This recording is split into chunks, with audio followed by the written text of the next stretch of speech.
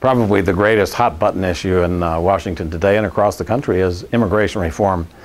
Now, I represent the border district in New Mexico, between New Mexico and Mexico.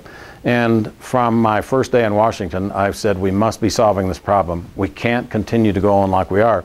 So I'm excited to see the discussions now taking place in Washington.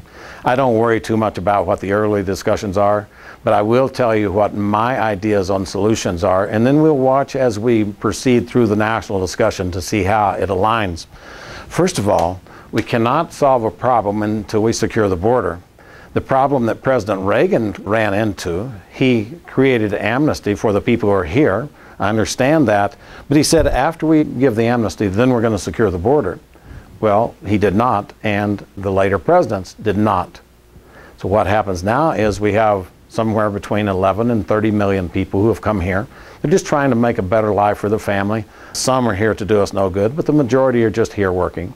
So first of all, we've got to secure the border, because if we give amnesty today, then people still continue. We have the same problem tomorrow as we had today. That's the problem that President Reagan ran into.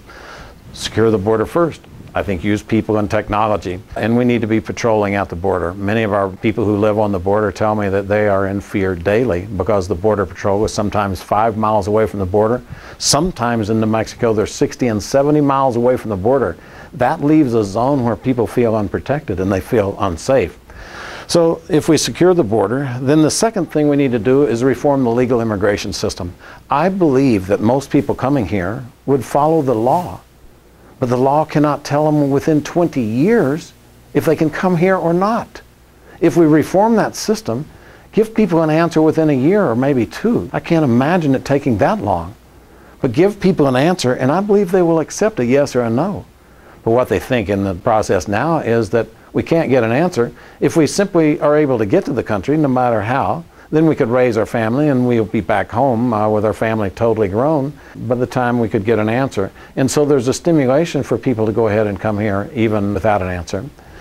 So secure the border, fix legal immigration, and then now we've got a static problem, one that's not going to get worse tomorrow, and we can systematically take each person who's here, whatever their circumstances, and we can say yes or no, you can become a citizen or you can't.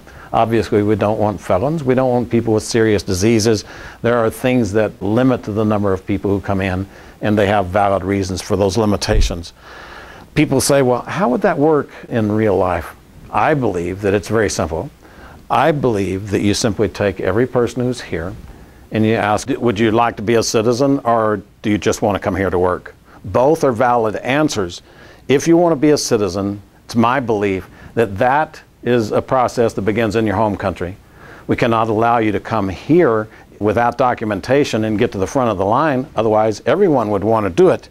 So I don't think we should put people in jail. Don't think that we should give them fines. Let's just sort through the problem. If you want to be a citizen, just go back to your country, get in line, and you're there in the flow. We're going to try to speed the process up, but we're not certain on that. That's, again, the reason we want that second element in place before we actually deal with the third.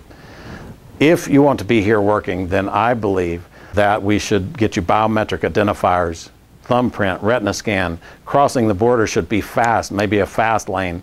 You should have a job when you're coming here. When you don't have a job, you should be back there with your children, with your family, but it's easy to transition back and forth. Then as we have people who are here on legitimate work programs, number one, they're paying taxes and paying for the roads and the schools and things that they're getting to use, and that's fine that they're paying taxes. It's fine they have access to the services.